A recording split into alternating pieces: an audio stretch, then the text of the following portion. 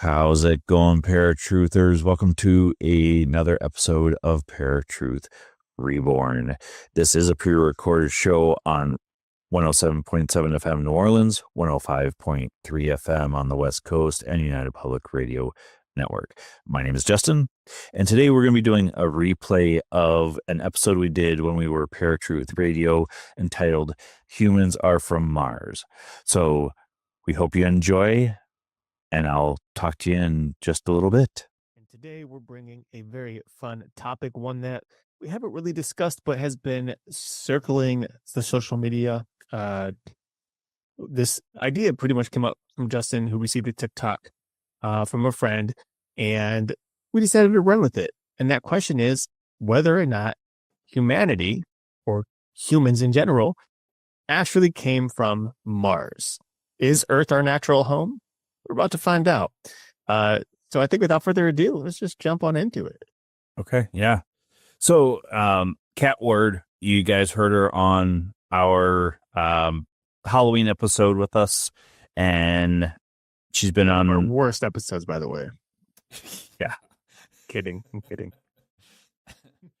But she sent me the video on TikTok, and I should tell her that ParaTruth has a TikTok. I don't think she realizes it. But does she know what TikTok is exactly? I mean, I know she sent you the TikTok. Where did you see that from somebody younger?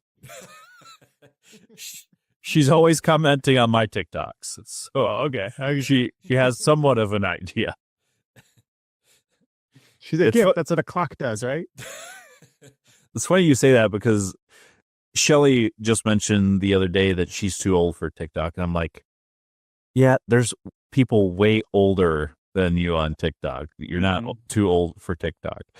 Maybe when TikTok first started, yes, we were too old for TikTok. But so she sent this video. Unfortunately, I didn't take notes because there was some good information in there that there was a scientist, cannot remember the name, but who speculated that humans are from Mars, and that's why humans today, as the years progress, humans are getting sicker and sicker. And these diseases, these viruses are affecting humans even more so than other beings on the planet. But it goes down to even science even further too, though, because everything that I've come across trying to do some research on it, the speculation is fragments from Mars, from some type of catastrophic event, blue chunks from Mars, and it would have brought life to Earth, and that's kind of how Earth life started here. But the way that they're talking about it isn't like humans, like you and I are humans. It's microscopic life. Right. So, after I watched the video, which shocking, I know, from the last time Erik and I talked about TikTok and watching videos and being chastised because I said I didn't have time to watch a 15-second video. So I finally did have time. So watching the video, I started really thinking about this. And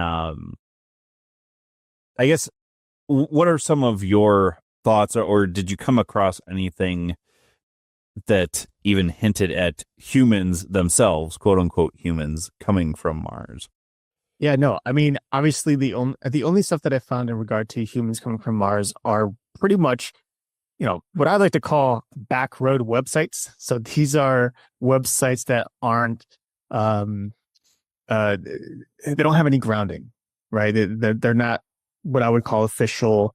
What's the word I'm looking for? I only could think of respected, but that's not the right term because they could be respected. But these are websites that just aren't politically well known. These are thrown on by some person somewhere who has no real scientific knowledge necessarily, or anything. Not reputable? Is that what you're thinking of? Reputable? reputable. That is the word I'm thinking of. So they're not reputable sources. They're not like the Smithsonian or BBC or some of these other places that we get some of our information from. So with that said, a lot of what I did find in regards to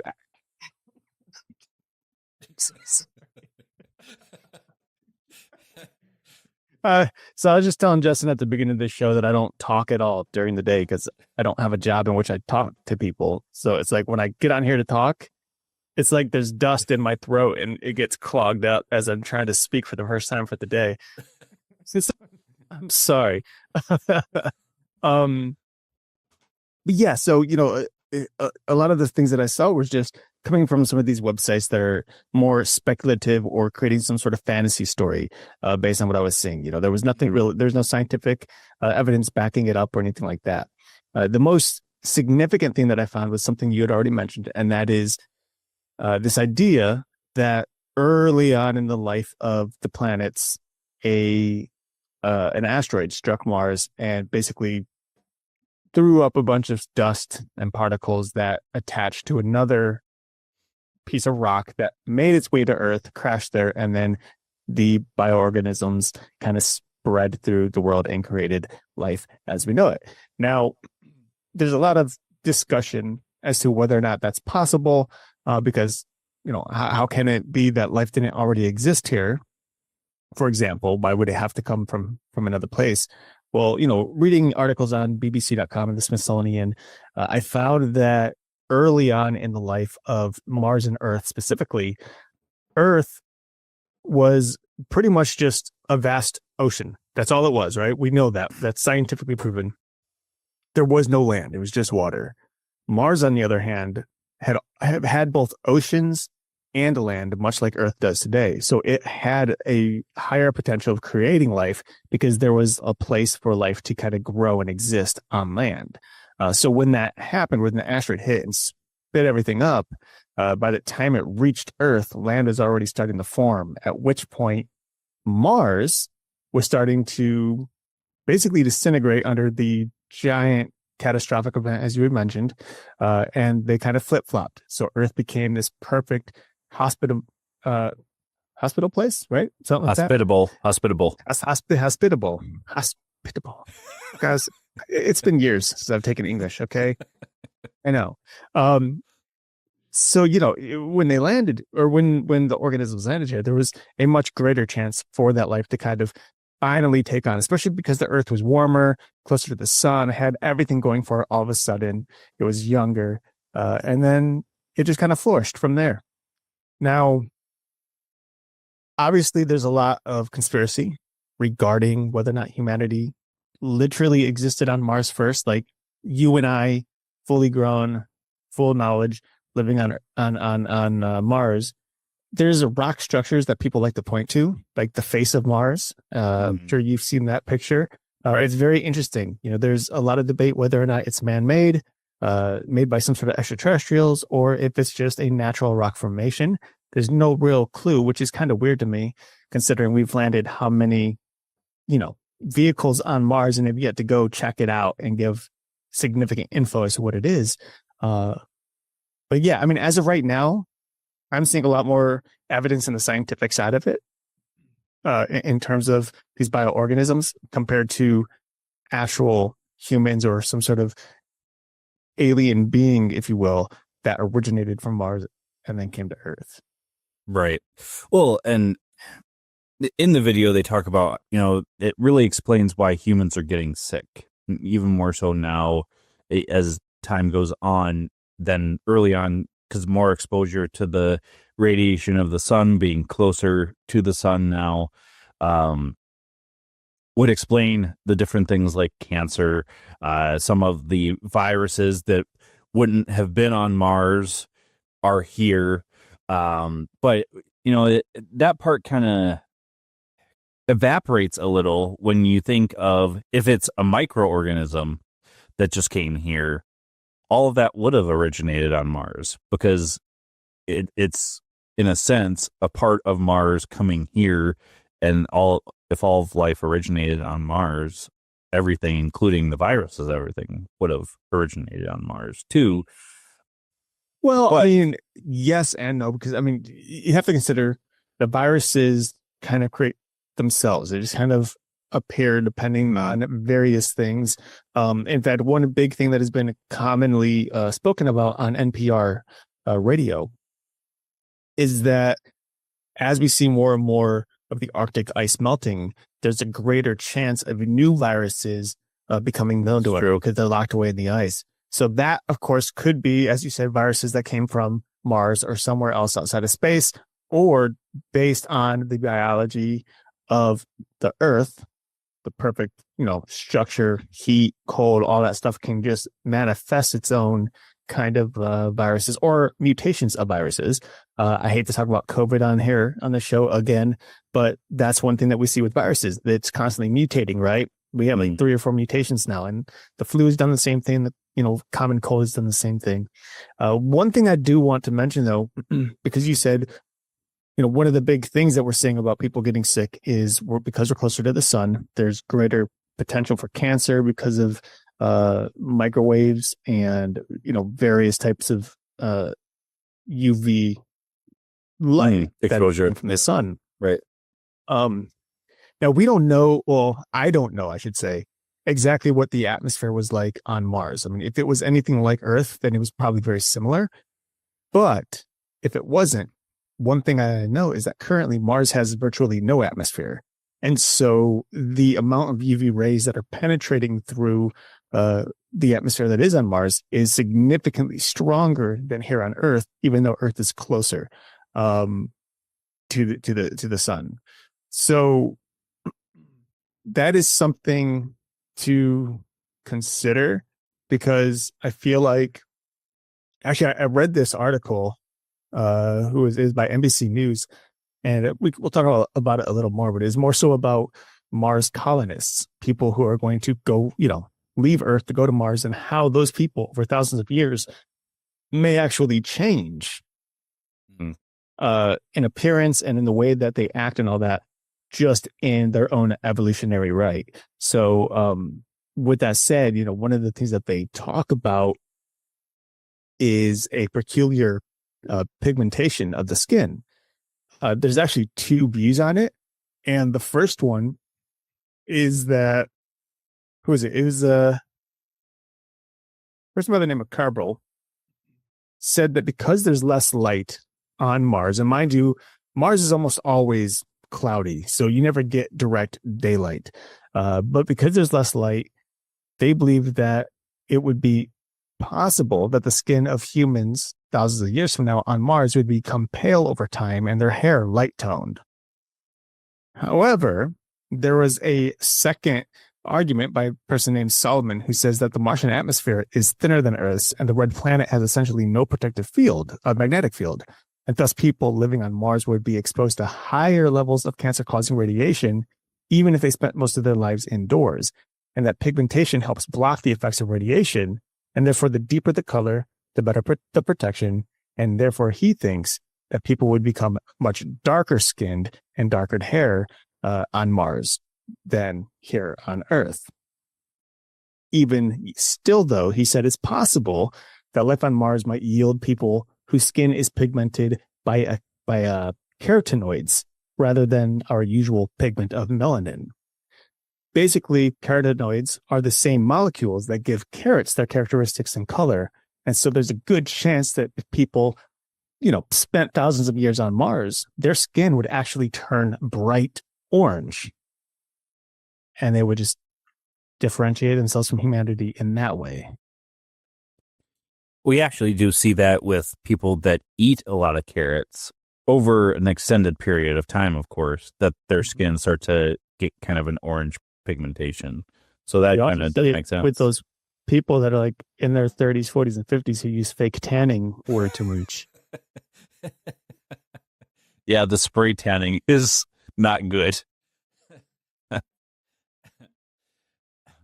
So something that I was thinking about with this, and not saying I buy into this or believe it, it was just a thought process that kind of started coming to me.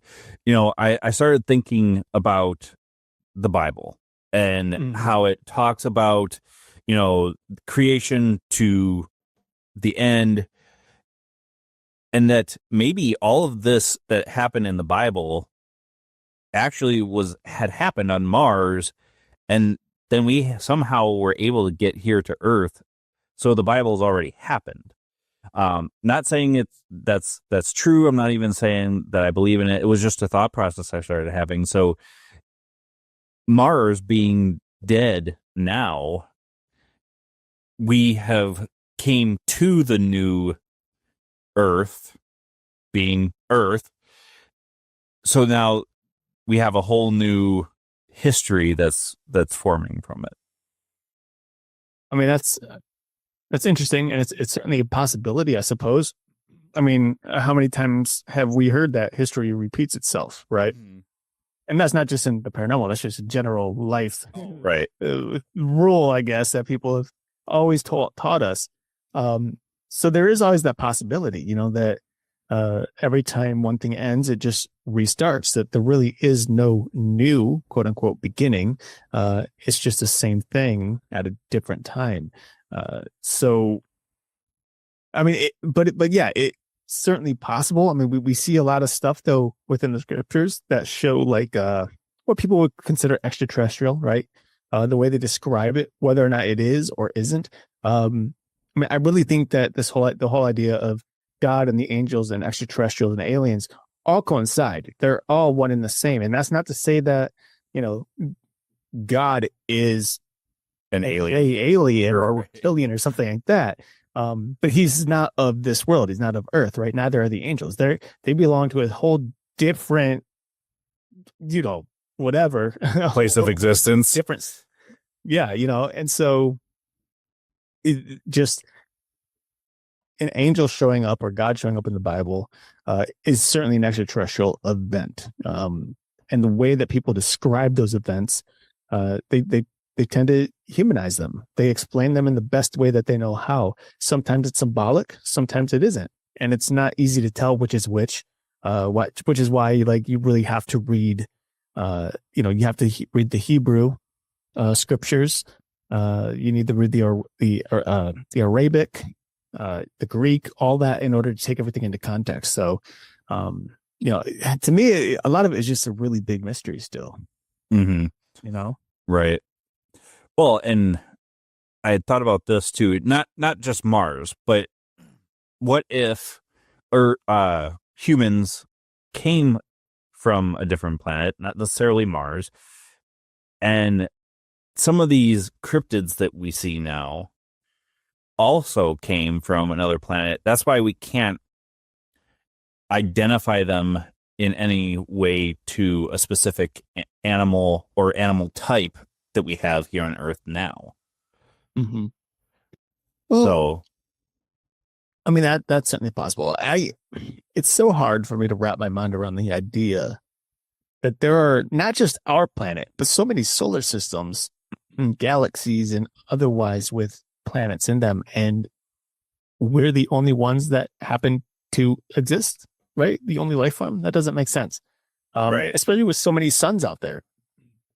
But then why do we have these planets? And like the planets, clearly, if you look at them, you just Google our planets in our solar system, they're not just rocks, right? They're not just these boulders you see flying around. These are beautiful pieces of art, really. Like I'm looking at Jupiter right now, and the marble coloring to it is phenomenal. Same with Neptune.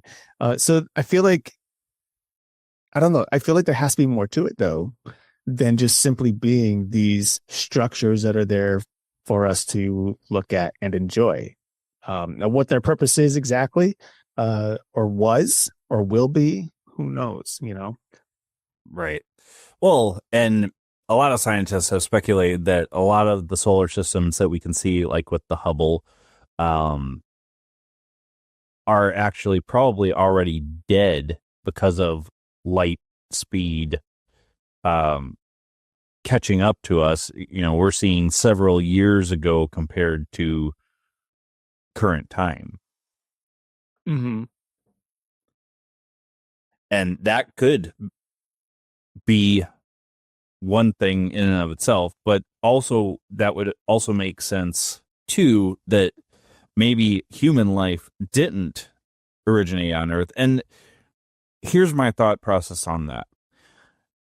We've speculated for years about evolution, micro, macro evolution. You know, what Darwin talked about was macro evolution. And still today, and you guys can tell me I'm wrong, that's fine, we still cannot find the exact missing link to link humans to apes. Yes, we are very related to apes in some way because DNA strands plus different traits, but not exact. Well, we're also very related to pigs, and even more so than apes. Right.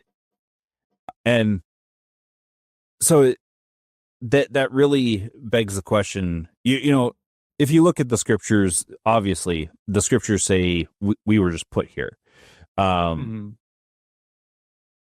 If you look at science will try and explain things, but they still can't say 100%, hey, we did evolve. Here is the exact chain of events that have brought us to this point. You know, that the typical picture that you see, and maybe it was just a piece of artwork, not necessarily the actual evolution of man, but the basically chimpanzee that evolved into Cro-Magnon man and then now Homo sapien. Right. And, I mean, go ahead. I was just going to say, what you're speaking of is Darwinism. It's what we grew up with. That's what we grew up learning. And I can't tell you how many cars that I see on the road that have a little, what is it? It's like the fish that is, what is it doing? I forget what it's doing. But there's something, it's like I think it's a fish with legs, right? Little Darwin symbol. Which is, it's religion and science, man.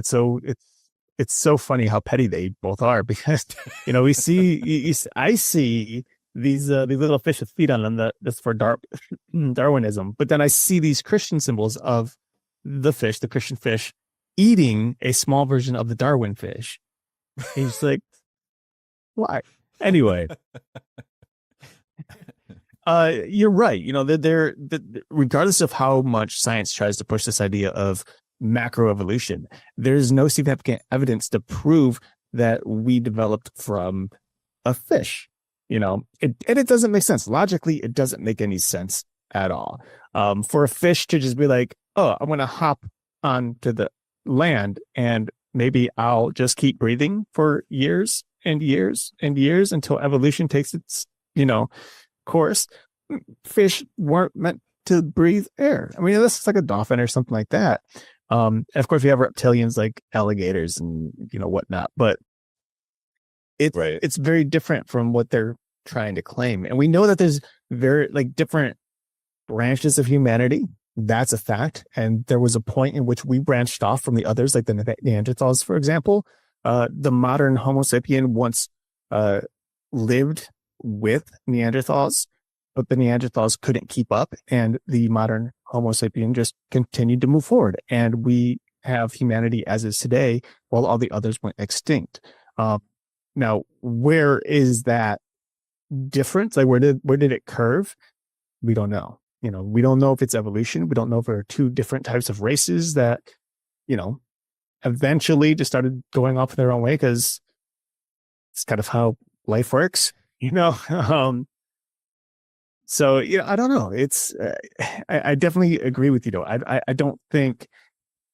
mean, you know, I don't believe in macroevolution. So microevolution is different. And right now, I think that's what we have most of the evidence for. Right. Yeah. Well, and I mean, going back to the whole Mars thing, seeing the video and thinking about it, I had already heard the theory to begin with, but it was hard to watch it and then start getting these other things thinking about these other things about it and not being like completely brain fried from going down these different avenues too, because it's hard to think about, because as humans, we're taught that we come from here, we come from Earth. So it's a completely different mindset. So one thing that has been kind of confusing, because over the years we have been taught, at least I've been taught, that the Earth is moving closer to the sun. Mm. I also just learned that the Earth is actually moving further away from the sun. You can find both of these online, and I don't know which is true. Of course, we also learned that the sun is growing, getting bigger, getting to that point where one day it's going to just implode, right? Become that white dwarf and snuff everything out. So with that said, I mean, it can go either way. So I'm just going to choose one. And if at this very moment Earth is moving further away, it would make sense that every other planet is slowly moving further from the sun as well. So I feel like it's highly possible that each of these planets, depending on how you look at it, there's no scientific evidence here. This is just a theory, is that life had existed on each and every one of these planets at one point throughout time. And they all hit that zone that we're in right now in Earth. So Neptune was once where Earth was. There was life. It moved further and further away over billions of years. Uranus, right where Earth was, created life. It moved further and further away. That died out. And we just see this progression over and over and over and over. And if we originated from Mars, it's possible that when Mars was where Earth is today, it too was capable of sustaining life. And as it moved further away, that life, in the terms of Malcolm from Jurassic Park, found a way, right? Life finds a way. And so it traversed over to Earth, or just a whole new organism came into existence once Earth hit this prime spot. Because we know that Earth, where we're located, is a prime spot for life. There's no evidence that there was any life prior in any of the other planets closer to the sun or further away. But what if there was? We just can't find it yet because billions of years. Right. Well, there's nothing to indicate that there's not life there now either, except for like Mars has no major atmosphere and no real water except for maybe underground. They've said that they have kind of discovered water underground on Mars, and even the polar caps. There's also people that have speculated that there are these tiny beings on Mars. This came out like years and years ago. There was a guy, he had a Facebook page and he was posting regularly. Not sure what happened that he finally stopped, but he was posting pictures from the rover. I'll tell you what happened. Government got him? Yeah. Somebody, he's posting the wrong pictures. Right. Well, he was posting these pictures of, they were just like black figures, and everybody wanted to speculate what it was, or that NASA had somehow blacked out something that was there. Not saying that they wouldn't have, because they possibly actually could have, but they were showing these images of supposed small humanoid beings there, and then there have been talk about pyramid type structures that supposedly were caught on camera too. Mm-hmm. But scientifically, as of now, humans still don't know if there's even life in our current solar system. You brought up the whole, Earth moving away from the sun or closer to the sun, but even in school, I honestly don't know now compared to when we were kids, but we were always taught that we basically have like a circular orbit around the sun. And current models now actually kind of show it more as a spiral, because the sun is constantly moving in space as well towards the giant black hole that is in the middle of our galaxy, our Milky Way galaxy. So it's constantly moving, so we're constantly moving, so it's more of a spiral, not necessarily a constant circular movement around the sun. So yeah, things are being constantly changed from when we were kids learning this stuff. I know. Science is right about everything, yet they keep changing their mind on what they want people to learn, because it's, I'm not going to say it, but you know what? Science. Yeah. Leave it at that. And don't get me wrong, religion's no better. No. I'm just generally speaking, though, everyone wants, I think that's the one thing that it's always been a bother to me, that depending on your faith, your religion, there's various branches of those religions typically. And so there's many different beliefs. Nobody really knows what right, what isn't, etc., at least in terms of history and whatnot. Science is the exact same way. Depending on who you're talking to, there's different beliefs. Nobody walks in with an open mind. They might say that they do, but they already have an idea of what they want to believe. And regardless of how much they think they're being open-minded, they're subconsciously going to manipulate the evidence to point toward their belief in many cases.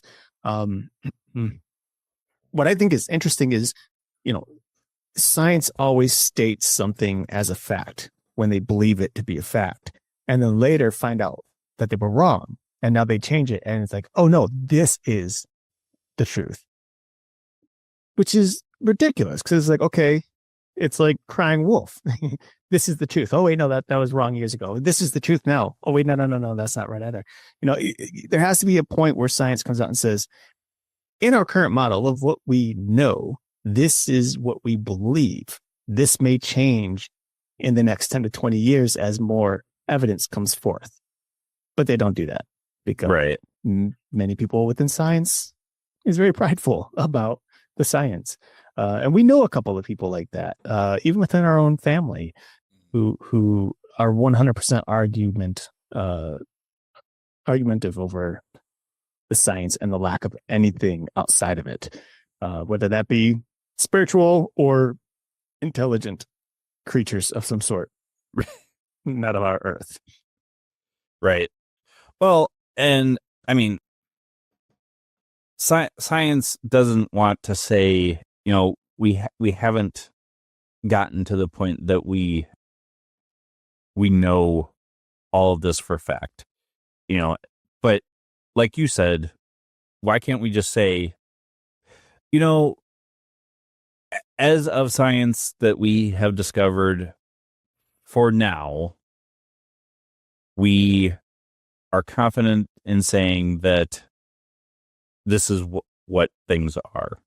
Yeah. Instead, we just want to say this is fact. Yeah. Well, don't worry about all the things we've said in the past. Don't worry about that. Yeah. This is fact. It's not even that either. It's like, whether it's something that you're reading in a book or learning or watching something on TV, NPR, there's scientists who come on NPR regularly.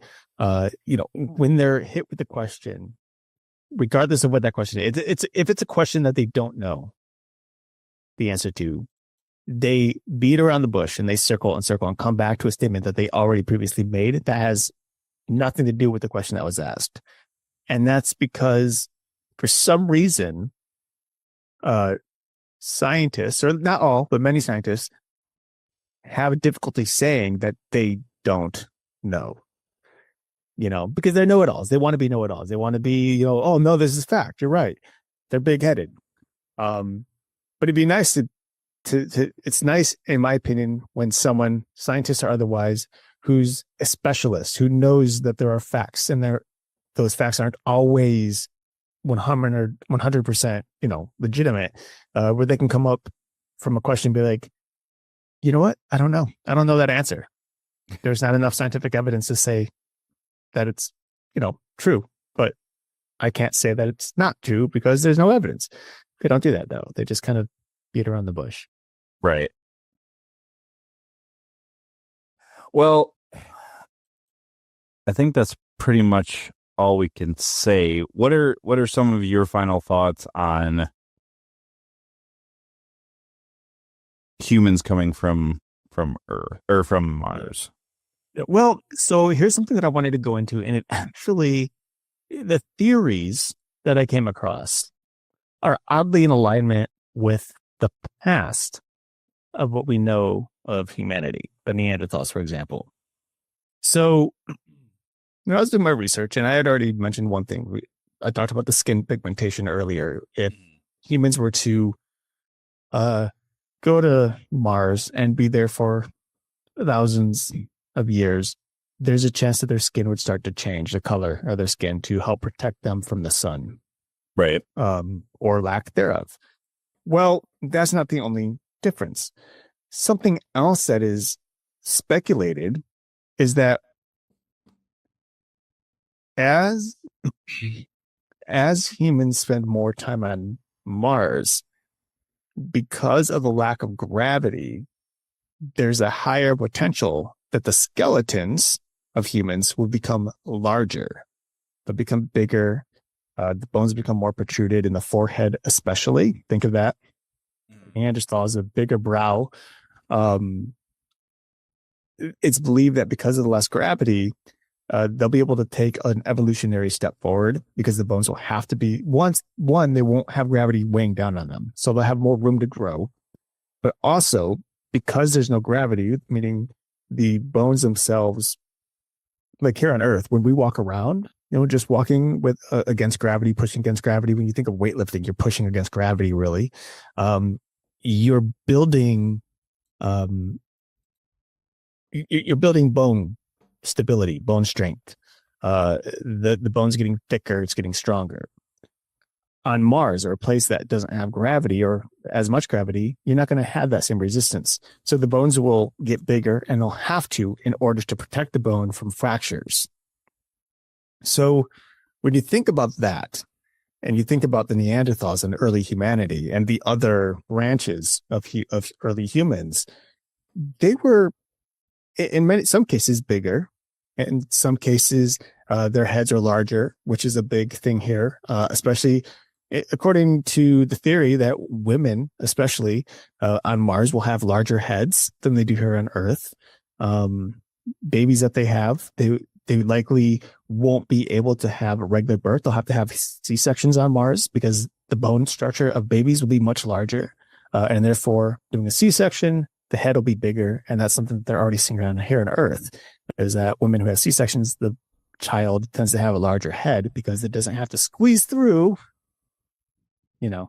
Right. Make this about a health channel, but so that's something to consider, because it's like, okay, if these, future humans are going to start to change, and their skeletons are going to start making them look like early humans were here on Earth, well, that makes me think that maybe, early humans might have come from, if not Mars, a place that had less gravity, right? Allowed the bigger bone structure.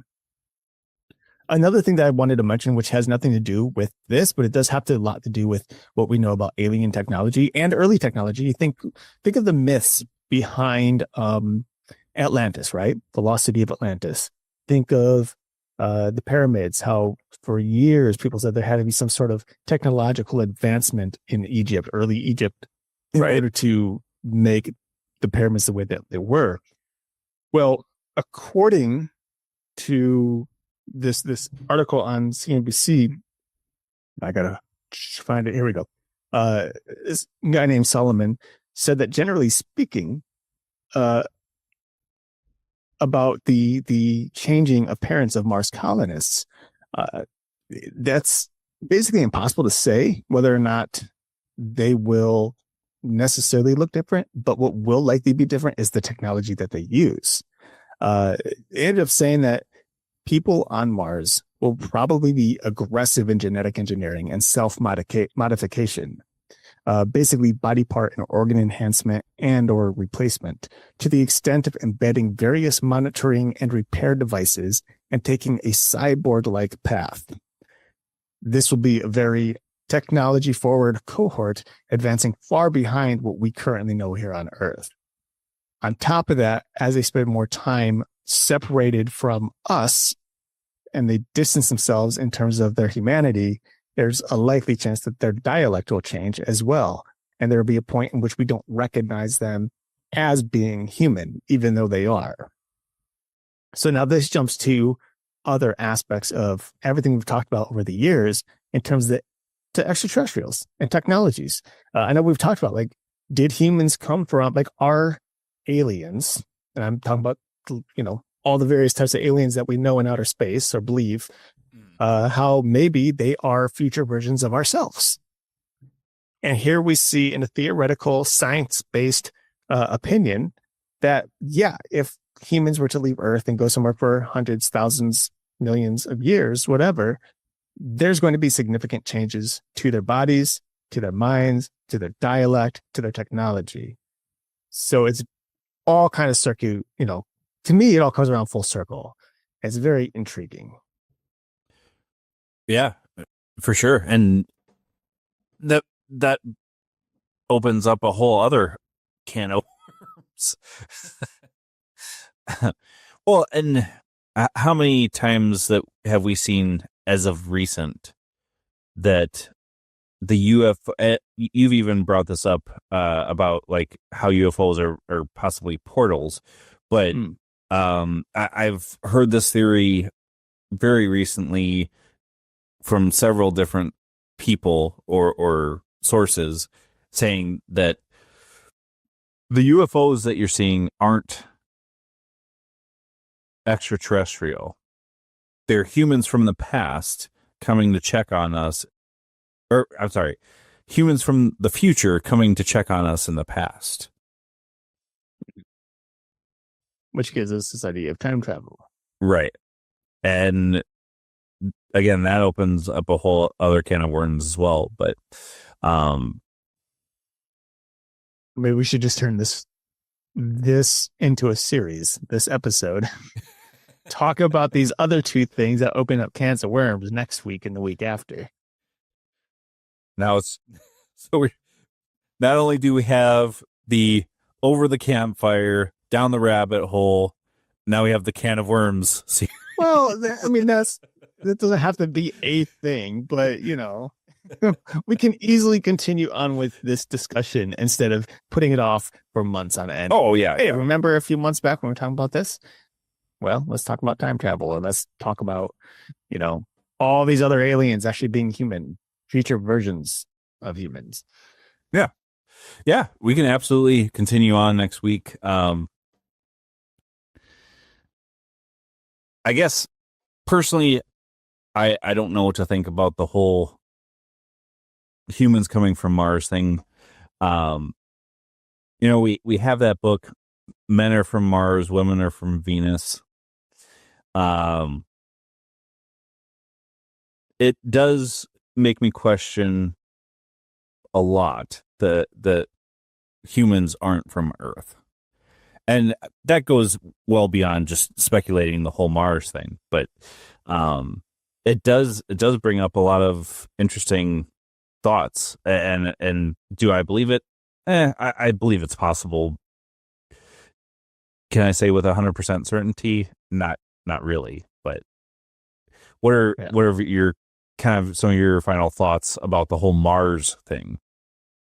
I mean, I just think, aside from what I've already stated, I feel like right now my thought is leaning towards the possibility that there is a bioorganism, that jetted from Mars. If any life came from Mars at all, that would be it. It would be right. That science-backed. Micro, not macro, but again, like we talked about. Right. But, even that, though, it's still speculation. It's just theory. There's no proof until they finally found Mars. That theory is just that, a theory. So until we see some solidified evidence, as of right now, I would say that life just simply started on Earth, because I feel like Mars and Earth were they're very similar. They're sister general, planets, but yeah. even more so billions of years ago. And, it's kind of like, the strong survives, right? And Earth just happened to be in that perfect little spot where it was able to kind of thrive and become what we know it today, whereas Mars did not. And that's just all by chance, I suppose. But you know what? I'm not a scientist, and I'm okay to say I don't know. Okay. Well, you're not a scientist as in strictly educated scientist. You use scientific method. So in a sense, you're a scientist. Well, okay. I mean, it's a whole other can of worms. Let's do that on week 4. We're talking about that. All right. All right, folks. We hope you enjoyed this episode of ParaTruth Reborn of Humans Are From Mars. Make sure you like, share, subscribe, no matter where you're listening and watching. Again, this has been a pre-recorded show on 107.7 FM New Orleans, 105.3 FM on the West Coast, and United Public Radio Network. We got a lot of great shows coming up for you guys, and I hope you guys enjoy everything that's coming. But until next week, where you'll find us same time, same channel. My name is Justin. Talk to you guys later.